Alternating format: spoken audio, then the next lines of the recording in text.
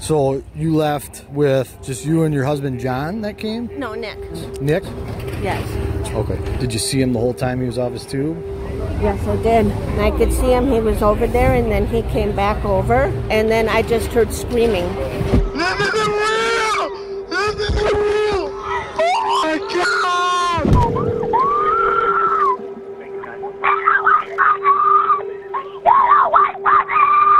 Does Nick know to carry, does he ever carry a weapon with him? He had a knife in his pocket. Well, we got some stuff to work out, okay?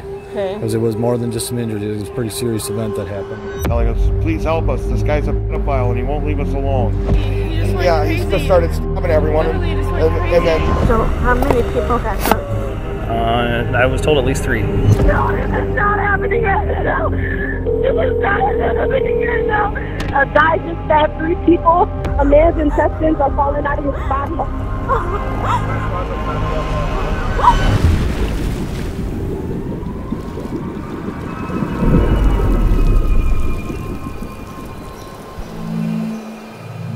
On July 30th, 2022, a group of teens swimming in the Apple River noticed a 52-year-old man allegedly making inappropriate comments towards one of the females in the group. He was looking for a little girl! You were looking for a little girl? Yeah! A physical altercation between the man and the teens ensued. However, things would quickly turn for the worst, because after being pushed over by the teenagers, the man pulls out a knife. And shortly after getting to his feet, the man goes to attack. Nicolae Miu, the man with the knife, would go on to take the life of 17-year-old Isaac Schumann and injure 4 others in the process. One of the victims, AJ Martin, was cut so bad he had intestines protruding from his body. Panic erupted, blood stained the river, and witnesses flooded county police with 911 calls.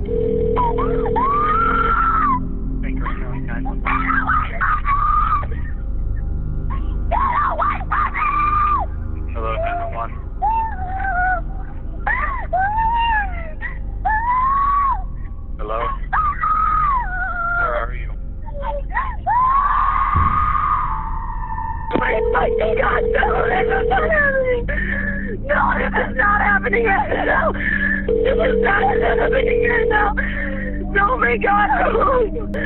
Please help us. Apple River, can you, I don't. Yep, we got help coming. Are you there with the... Yes, we're here. Thanks for calling 911. Where's the address of your emergency? Hi, I'm at Apple River. We're on the river, and a guy just stabbed 3 people. A man's intestines are falling out of his body. Oh, okay, stop right now. What's going on? I'm on Apple River in Wisconsin. Police rushed to the scene, but the damage had already been done, and the attacker, Nicolae, had fled the scene. The race was now on to apprehend Nicolae and determine what caused him to commit such a horrifying act. This footage has never been seen. Viewer discretion is advised. I'll peek it this way if you peek it this way. Yep. They're doing CPR right now. If we could launch a boat here and get up there, that'd be awesome. Suspect went under the woods at the initial location, a quarter mile upriver on the 64 bridge. Did he go up on the north or south bank? South bank. He went up right here? They don't know. Okay. No one knows. Okay. They said this region. They don't know exactly where. Okay. Are you 3 all witnesses? Friends of one of the victims, or? All of them. All of them? Okay. I just saw the video that the dude. Oh, okay. You didn't see it in person happen though? No. Okay. We were floating. We caught up to that group of kids, and the guy was harassing them. And so I wanted to stop it before. I was worried they were going to hurt that guy. Okay. You know, I was worried they were going to gang up on him. She went over there to try and defuse it. He punched her, and then started. He just started stabbing everyone, and then the other group tried to stop him. And what did he look like? He was like probably this big, 250 pounds, beer belly. He was wearing a chain. He was kind of bald. He was stereotypical sleazy Russian. That's what he looked like. First saw him, he had scuba goggles. Yes, clear goggles. Scuba goggles on? Okay. Now that the officers have a clear description of this man, all hands go on deck to find him immediately. As such, officers send up multiple thermal drones and shut down the area until his capture. The hunt is on to find this ramped killer. I'll turn around to stop sign up here. Hey, you guys need people. Start roaming perimeter on this road. 30-year-old white male, black shorts. You have the picture? No, you guys have not yet. I'm waiting on the picture. White male, about 30 years old. I went down, there's a campground down here at the river. I notified all of them to get off the river. Okay, what's his name? I don't think we have a name. I don't think we do yet either. Just start roaming this. However, it wouldn't take long to find Nicolae, as a witness noticed him and threatened him with a baseball bat to wait for officers. Our current witness says that the male appears to be wearing a camel-colored shirt. Okay. Yes. Yes. I'm sorry, yeah. No, You're just being detained at this point, okay? Yes. D6 dispatch, believe we have the suspect detained. Believe we have him detained at this time. No. No weapons or anything like that? Number 36 has the possible suspect detained at 1649. What's your name? Nick. Nick what? Nick Miu. Okay. Yeah, I think that's it. He's got a silver chain. It matches. Silver block chain. Like I said, sir, you're just detained at this point, okay? We'll explain anything in a second here. I'm still coming to Virgin. I'm just getting for Baldwin. And I need it. The guy with the baseball bat was just responding to the sighting. Hi. Can you step out for a second? We just want to check you out. Are you injured at all? No, other than my butt. Very injured and scratched. Your butt's injured? Well, from sliding all over the stones. Oh, the rocks? Yeah. All right. And my hand, I think. Okay. Take a look at you here. Yeah. Now that police have Nicolae apprehended, they can bring him to the station and begin investigating what happened. However, as Nicolae is about to leave the lake, he says something that would change this investigation completely. I hear somebody got stabbed. And I fit the description. Yes, you do. All right. Yep, so we're working through that now. Did you see that fight on the river? I heard about it. You heard about it? Yeah, and I seen people gather around. Okay, all right. And I went over to talk to see if somebody saw anything, but that's about it. Okay. Our whole group was pretty interested in finding out what happened. Okay, and that's your whole group over there? Yeah. Okay. Did you see anybody injured? No. You didn't see anybody injured? No. Did you see anybody fighting? I heard people screaming at each other, yes. Okay. Screaming in anger or screaming in pain, do you know? Everybody's drunk, so I don't know. I can't tell the difference, but I would say, I don't know, just screaming. Okay. Calling each other names. That's seen that all day. Right. We've all been drinking a lot. I'm sure they're drunk. I'm sure they're kids being kids. Not only does Nicolae completely deny that he was responsible for the stabbings, but he pretends that no one even got hurt. The video recordings from the stabbing clearly show the attacker's face, as well as the chain Nicolae is wearing right now. Regardless of what happened during the altercation, the fact that he feels the need to pretend to be completely innocent will downplay any of his future statements. Regardless, Nicolae will be transported to the St. Croix Sheriff's Office, where he will undergo an intense interrogation. But for now, police need to speak with witnesses on scene to try and better understand the story from the point of view of those who saw it directly. Can you tell me, I guess, what you saw to the best of your recollection? When we got about 400 yards and you're up there, there was a small group of kids. They looked like kids. This guy was harassing them. They were pointing at him, telling him to get away. Yeah. Two of the boys right away got up out of her. Two of the girls did. They went over and tried to get him away from them. And she reached over and punched Madison in the face. Okay. And then the other boy hit him back as soon as he punched her. The guy pulled out a knife and he just started stabbing people that were around him. Okay. We were just chilling, and then we saw this older guy start harassing these younger teenagers, and we're the type of people to not let that happen because they're young. So we tried to stop him, and he punched me in the face and then went literally crazy because all the guys started attacking him because he punched me in the face. So he took out a knife and he just started stabbing everybody, and that's what happened. Everybody was just It's all because he punched me in the face. That's really why everybody just got stabbed. If you're thinking by that statement that it's your fault, it most definitely is not, okay? We were floating down the river. We caught up to a group of kids sitting in their tubes with an older guy standing over. How old do you think kids were? The kids were high school kids. High school. Isaac was part of that group. The one that passed away. He was part of that other group. And they were flagging us down, telling us, please help us. This guy's a pest. He won't leave us alone. And at first I thought they were joking. He's like, no, really, please, help us, help us. He's being very creepy. But that group of kids, I was worried that they were all going to gang up on him and something bad was going to happen to the 52-year-old guy. I was worried something was going to happen to him. We just wanted to shoo the guy away. I figured he'd go away if he saw people intervening. Next thing I know, as everyone's running at me, he stabbed me, you know. And I saw the guy get punched and fall down. And who's the guy? No, that's okay. The suspect. Okay. I saw him flailing wildly, but I didn't realize he was stabbing everyone. And next thing I know, I'm dying. I can't breathe. You gotta, you know. And I tried to get her in a tube so we could float her down and get her off. And it was just utter chaos from that point. Based on what witnesses are saying, Nicolae was inappropriately approaching a group of minors in the lake, was noticed by another group doing these things, and was confronted by the teens, causing him to stab anyone who tried attacking him. But this is only coming from the side of the victim's friends. Nicolae's friends and family, on the other hand, would seem to have a completely different recollection of what went down. Who'd you come with personally? Just me and my husband drove here, and we met all of them over here. Okay. At any point in time, did any member of your group ever leave your group? Just my husband. Ariel lost his phone. Okay. So he was trying to find it, and he had it in one of those floaty things, but he thought maybe water got in it, so he brought scuba stuff with, and he put that on, and he was down in the water looking for it. Did you see him the whole time he was off his tube? Yes, I did. Okay. What was he doing while he's off his tube? He was looking. Yeah.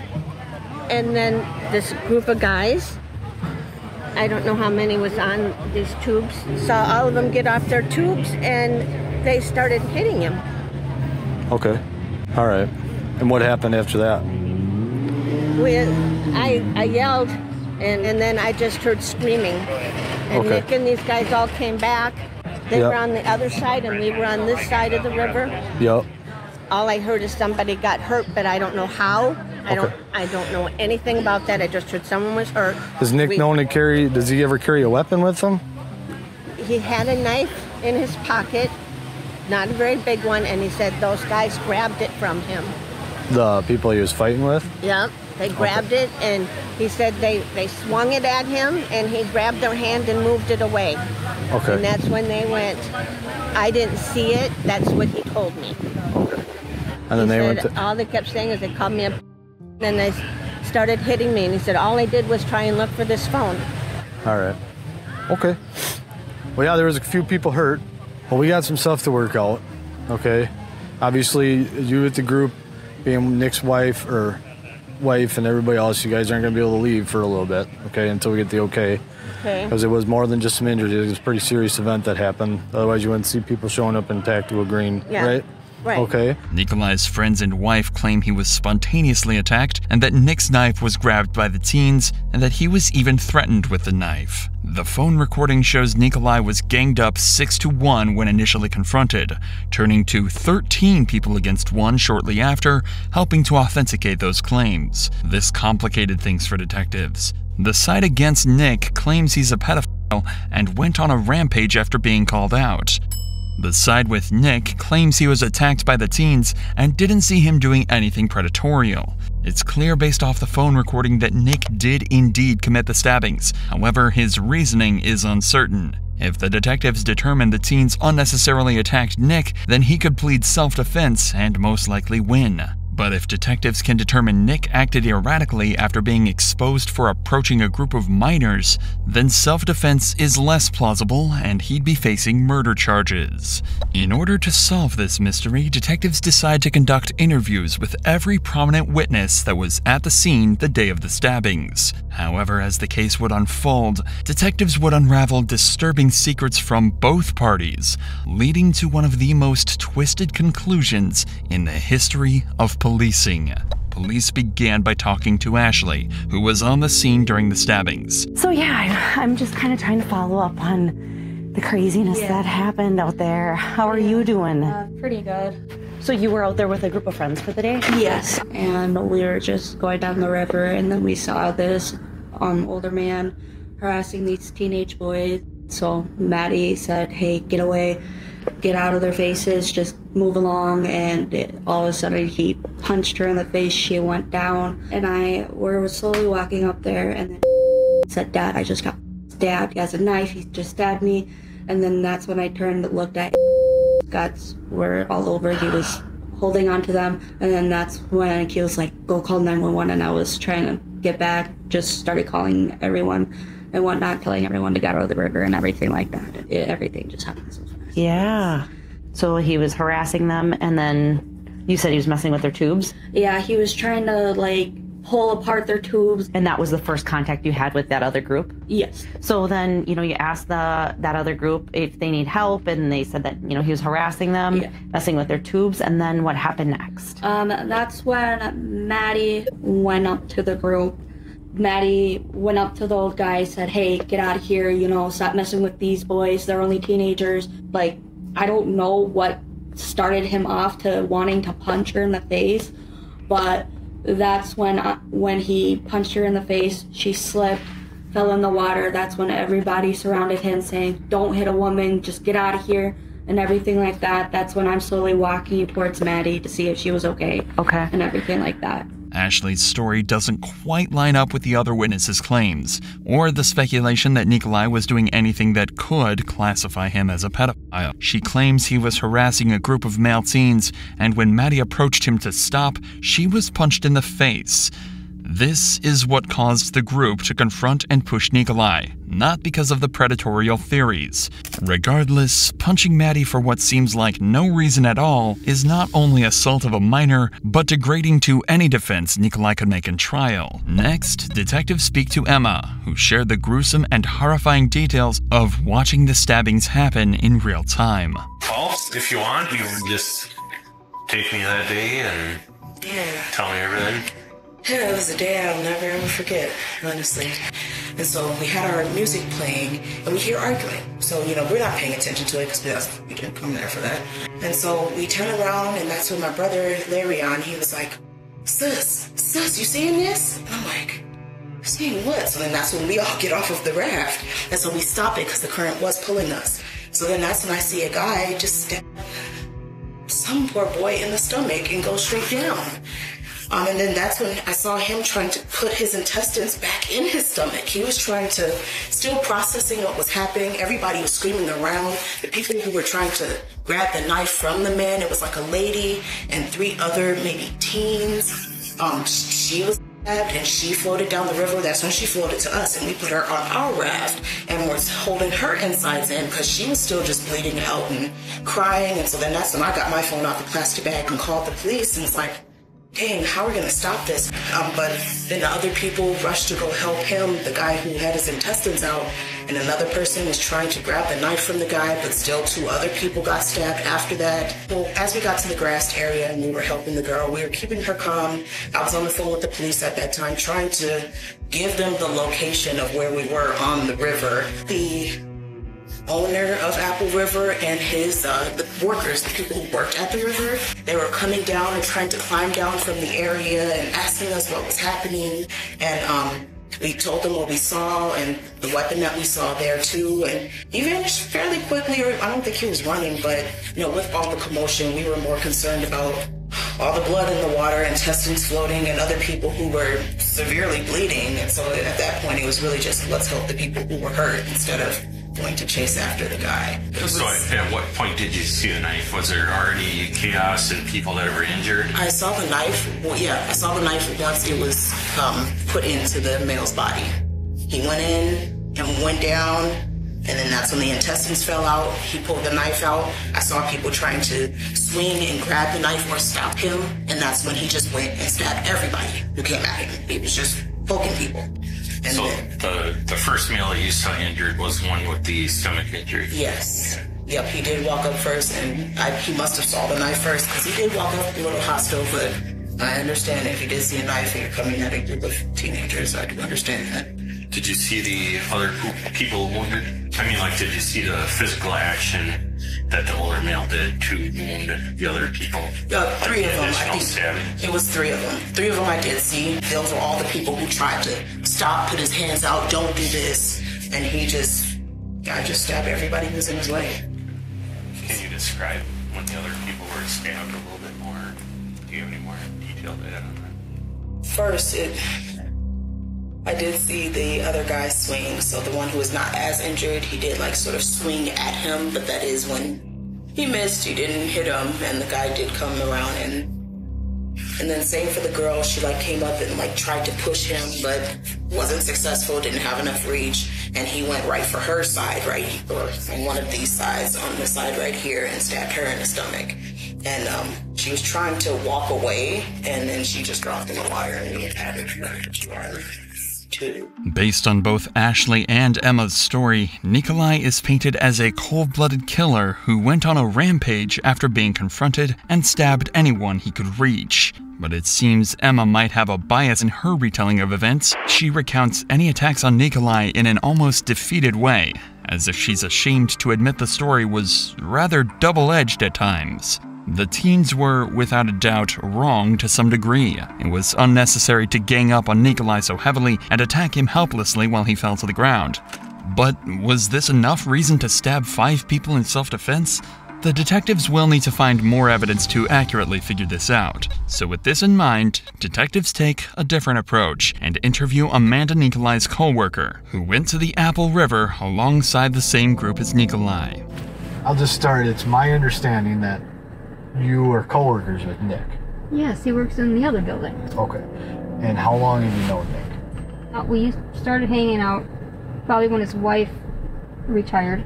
Okay, so his wife used to work here? Yep. Sandra or Sandy? Sandy, yep. She was a supervisor in the other building. I'll say 3 years. 3 years is when you kind of started normally hanging out? And, yeah, lots of co-workers come over. She'd invite co-workers over, and everybody's friends with him, and everybody's shocked. Right. So about Nick, your friendship with him, what do you know about him? Can you just kind of describe him? What do you know about him? His story, where he came from, his history, what his likes are? He came from Romania. He's just an outdoorsman, likes to fish and do fishing and just being outside and quiet, just calm. Doesn't like a lot of noise and chaos, but yeah, he's just a very calm, caring guy who would help whenever we needed help with something that would break down. He'd come over and to fix it, or help Ernesto fix something, and just always helping out, always helping people. Can you kind of just describe the day from there?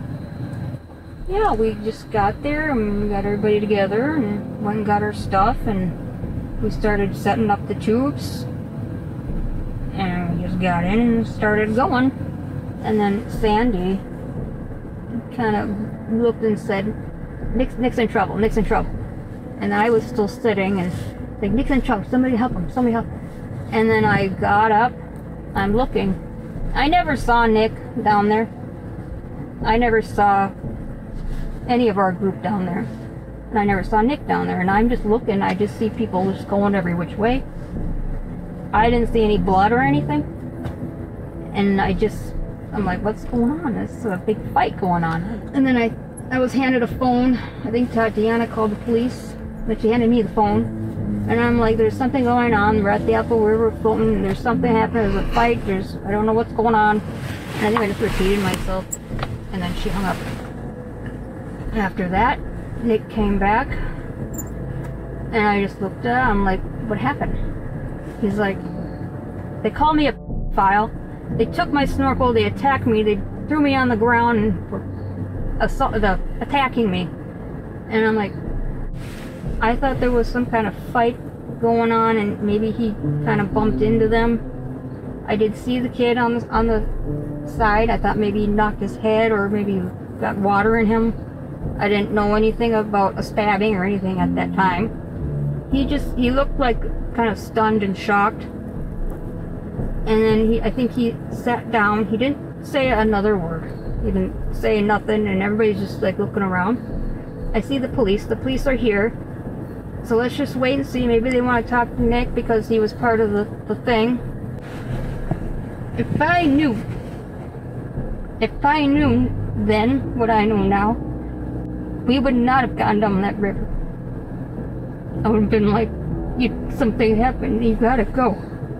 If I saw something really, if I thought that he did something or I saw it, I'd be like, what do you gotta go, you gotta, and I thought he would even like stop and say, hey, something happened, I have to go. I would think he would have said something like that. And we're all there, and it's terrible for us, because now we're getting all this crap from people. I don't know, I got a phone call this morning, and it was nobody on the line. And so we're all scared. This is an important interview for detectives. Someone from Nicolae's group, shocked and disgusted by his actions that day. Not only has everyone who witnessed the scene that day painted him out to be a monster, but his own co-worker has too. Police now have a mountain of evidence against Nicolae, but decide to talk to one final person, Larion, who reveals what actually happened leading up to the stabbing. Is there anything else you can think of about what you saw? Like, some things that would be important to us is like, if you saw who pushed the guy, if you saw anyone else with a knife, if you saw anything like that. Well, the one of the boys who got stabbed, he was telling us that the dude, he came up to them and asked them for like pictures, like explicit pictures, and I'm like, what? And then y'all got the fighting? I guess they got the fighting. He said, yeah, then you got the stabbing them. So. And he asked him or this is one of the guy who's actually got stabbed? Yeah, okay. Yeah, he got stabbed. He said that that's what happened. The dude was asking them for explicit pictures of the girls that they was with. So I guess from there, it was like, oh, what you doing? They got into an altercation. They must have put their hands on him, and then he retaliated by slashing them. This claim backs up why he was being called a pedophile on the phone recording. If this is true, then the story makes a whole lot more sense. Nicolae approached the females asking for explicit photos. The females, being mostly underage, declined, and Maddie confronted Nicolae on the matter, potentially putting her hands on him in the process. That's when he punched Maddie in the face, and all hell broke loose. A man then punched Nicolae, knocking him down, prompting him to stab anyone who tried to approach him again. A common opinion stated in unrecorded interviews was that Nicolae allegedly thought the teens on the tubes stole his missing phone, which prompted him to attack the teens. This is largely confirmed in the phone recording as well, as we can see Nicolae searching around the area and pushing the group's tubes around. Detectives would go on to interview countless more witnesses, all with the same general story. Nicolae harassed the group of teens and, when confronted, went on a cold-blooded rampage. But still, people lie. Those who were friends with anyone injured at the scene would obviously remain biased towards the side against Nicolae, and could keep out any information that didn't get caught on the phone recording. So, with that, they sit Nicolae himself down and prepare to confront Nicolae on the piles of evidence they've rigged up against him, and determine whether or not all of these stories are true. And I understand you're married to Sandy, yeah. right? Okay. Is she okay? She is, yeah. I did talk to her. I talked to her for quite a while. I brought her to get the dry clothes. Where is she? She is with Ernesto and Amy. Titi, my puppy. She's headed home to take care of the dog. So I would like to ask you questions about your day today. What happened, like how you guys got to be on the Apple River today, and then like what your day was like. All I can say, it was self-defense. self-defense. There were lots of people that came on to me. Self-defense, and they produced 2 weapons, one I took from them. This would be the start of Nicolae's string of lies during this interview. Nicolae did bring the knife he used to stab the victims. He brought it specifically so he could cut rope while on the river. After the stabbings, Nicolae threw the knife into the river, which was later retrieved. That's the only thing I can tell. And they hit me, and they were on top of me, and I don't remember anything after that. I just remember I ran away. I ran away to my group. There were actually people coming over from my group to see what was going on. I said, nothing, just get back. And they kept asking, and I said, nothing. I didn't explain to them anything because I was so fearful. I didn't know what these people were doing to us. I've never been in a situation like this, where people produce weapons on, and they were saying, they were calling,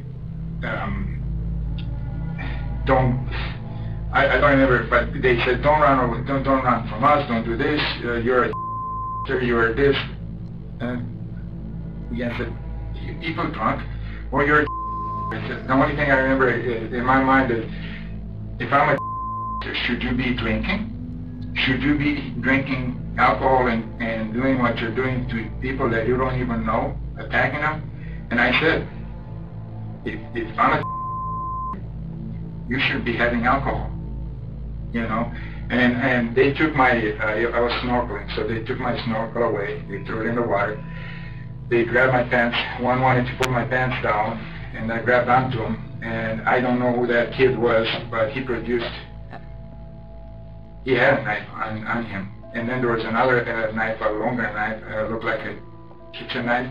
This is true. There was, in fact, an additional knife at the scene. It's unclear if that knife was pulled out at any point during the altercation, but at no point was the knife used to stab anyone. And I don't know what happened to either one of them. I just know that when the kid attacked me, I took that from him.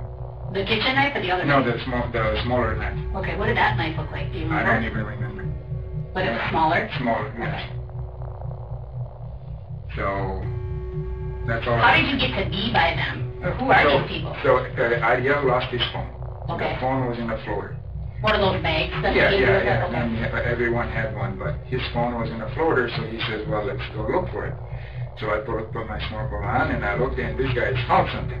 And they were talking about it, and I said, okay. This group of people? This group of people, back. Yeah. I went over and I said, did you guys find the phone? And if you did, can I see it? Can I identify it? And they started calling me names. They got off of their tubes. They came at me. So I said, all I need. And they were calling me all kinds of names, insulting me for being in the water with a snorkel. And I said, all I want, guys, did you find the phone? And I saw they had found something. It seems rather ridiculous that Nick would be called such specific things, if he confronted them as kindly as he says he did. It's very clear he's leaving something out of his story. Keep in mind at this point, Nick has no idea the entire altercation was recorded, so he likely thinks these stories, being completely innocent, seem plausible. And we were looking desperately to find this phone. And I know somebody found it, but I thought it was that group. They came to me and they grabbed my snorkel and they threw it in the water. Well, the water was so fast, it went under. So I went out after it, and they started, another group of mostly girls came over from the other side, yelling at me or calling me and something like that. And I went back. I actually, after this incident, I don't even know what happened. Again, another flat-out lie. The phone recording clearly shows Nick was the initial aggressor when he started pushing the teens off their tubes. I just know that they attacked me, and I was in self-defense. I went into self-defense mode, and then I went over to my group of people. That was it. And they asked me what happened, and I wouldn't tell them. I said, I can't tell you. Let me calm down. Okay. I was shocked, so nobody on that knew exactly what happened. The only thing they said was, look, somebody got in an argument over there, like, yep, let's just leave that alone, don't go there. And I said, did you guys find something? And I thought they did. And I know they did, because they were hiding something from me. And then I went over there and they grabbed my snorkel, they threw it down, they got off their tubes, they came after me, they pushed me, one of them hit me, and then there was a girl that came from here and hit me in the back of my head. and I was about right there. You said right here? When she hit me, yeah. And that's when the female hit you? Yeah. I mean, I feared for my life. Tell you the truth, when they started hitting me and pointed a knife at me, and then another kid pointed a knife, I thought that was it for me. Luckily, I took it from one of the young kids, and I think that's when I swung back. What did you do with it?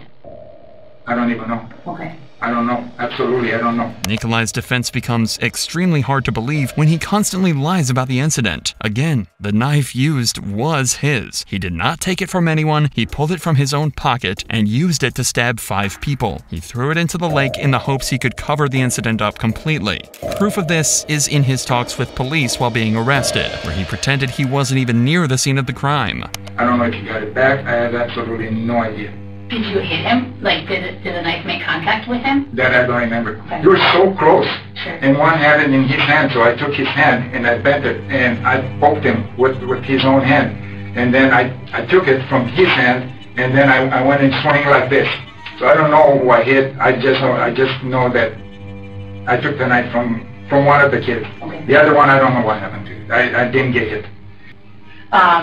Did you have a knife with No, you? no, absolutely. No. Okay. But you have one with you today, right?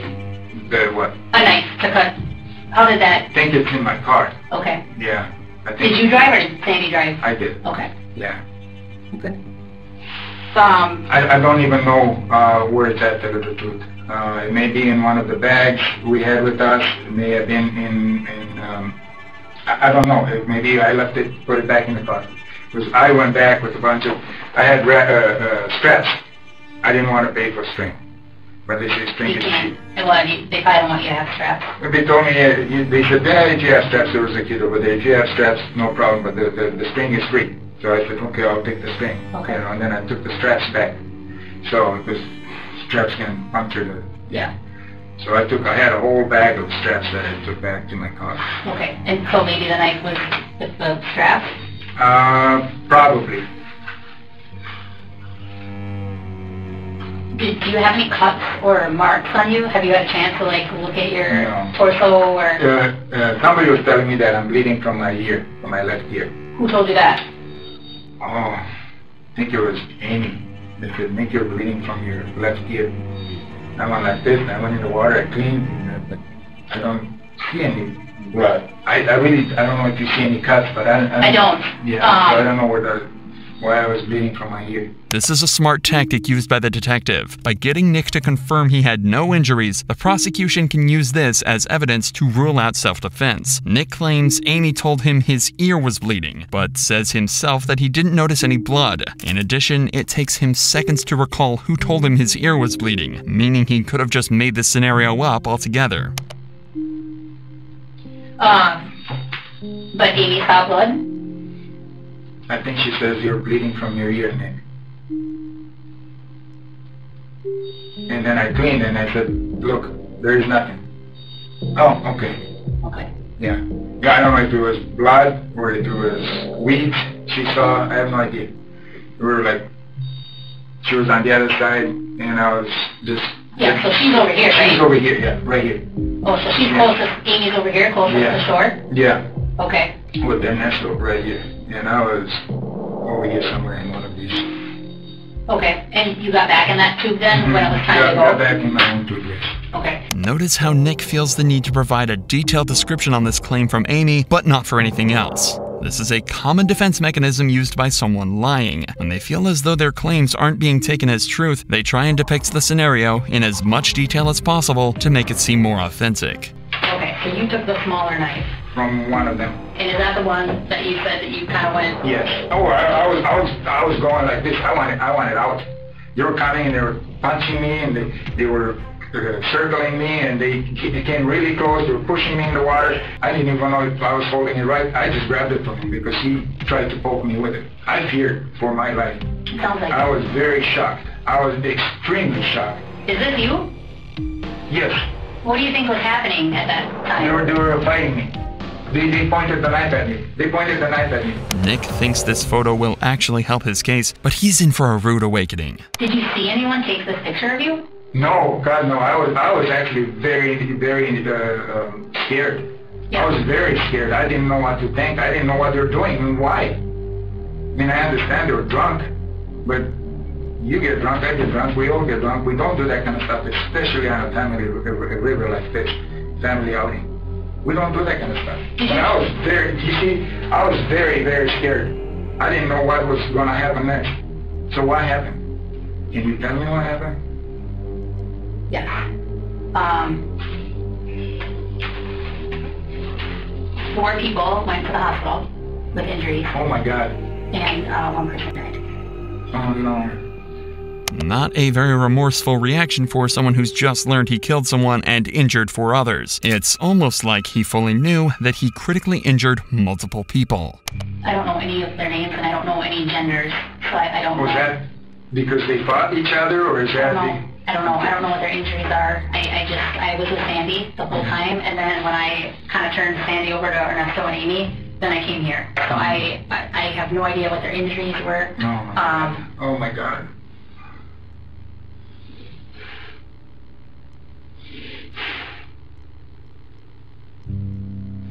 What other pictures did they give you of me? Just that one. That's the only one I have. No, my whole life they found the tubes. Well, I don't know if that's the case. Because people have the right to defend themselves. I know, but this is Wisconsin. This is Wisconsin. Okay. We continue on. I usually know that people that defend themselves, they end up being accused of being this and being that. Well, I think if you'd asked me what I would have done, yeah, I mean, I don't know. Yeah, you don't know. I don't know. I would have been scared shitless, I can tell you that. When that many people tried to pull your pants down and hit you, and and two boys had knives on them. They didn't find any of those 2 knives? I don't know. I don't know, but we're looking. And, you know, we're looking before it gets dark out. I'm glad I actually took that kid's knife. He would have stabbed me. He was not there to scare me. He was there to harm me. Again, notice how every time a knife gets brought up, Nick feels the need to elaborately explain that he took the knife and whoever had it was trying to hurt him. This is all a deflection tactic to try and make his lie seem less suspicious. Nick would take blood vitals and the interview would conclude, but notice his difference in tone between the start and the end of the interrogation. Clearly, he feels like something went wrong, and those emotions would carry directly into his trial, which would go on for nearly 2 weeks. The trial began with opening statements, followed by witness testimonies from those present at the crime. These were a complete mess, and honestly made the prosecution's story seem a whole lot less credible. Take Larion, for example, who told a completely different story from what he told officers during his police interview. So what you've provided to the state in terms of what you say you observed, there's much more than that. True? Yes. So you give 2 statements, one about 11 days after the incident, 12 days, and one 21 months after the incident. Which memory, in terms of the dates when you give those statements, is one better than the other? If I said to you, memory's normally better closer in time to an event, would you agree with that? Yes. All right. I remember he had a hat on. He looked like he wasn't supposed to be in the water. Like he just came out of, the bushes. Do you remember that? Yeah. So is it your testimony today, under oath, that the person involved in this incident had a hat on and came out of the bushes? No. You told the police I told them that, yes, but I don't, like you said, it could be foggy. I don't think that's what it was no more, though. Were you intentionally lying to the police? No. This is the interview the lawyer is referring to. The guy with the knife, do you recall what he looked like? Not too heavy set, but he was like an older man. He was an older man. I can't really remember like with his hair or anything, cause I just be making something up. I don't really remember, but I remember he had a hat on. Yeah, he looked like he wasn't supposed to be in the water. Like he just came out of the he came out of the bushes. Next thing you know, he get to walking in the water, and they was finna fight or something. The dude in the water swung on him. And he pulled out the knife and got to stabbing him. Obvious lies like this work against the purpose of his witness testimony and make everything the prosecution says less credible. Generally speaking, this goes to show how unreliable witness statements can be. Larion's recollection of Nick's appearance wasn't even remotely close, yet he was fully confident in those claims. Besides Larion getting outed, the witness testimonies clearly show the jury all the evidence shown so far in this video and every factual piece of evidence that could be used against Nick. They claimed the teen's actions towards Nick did not justify the use of deadly force and should not be considered as self-defense. To further prove this, they presented autopsy reports showcasing just how severe some of the injuries inflicted by Nick actually were. Did you complete an internal examination of Isaac's body? Yes. Can you summarize the results of your internal examination of Isaac's body? Sure. As I said, I observed sharp injury to his left chest.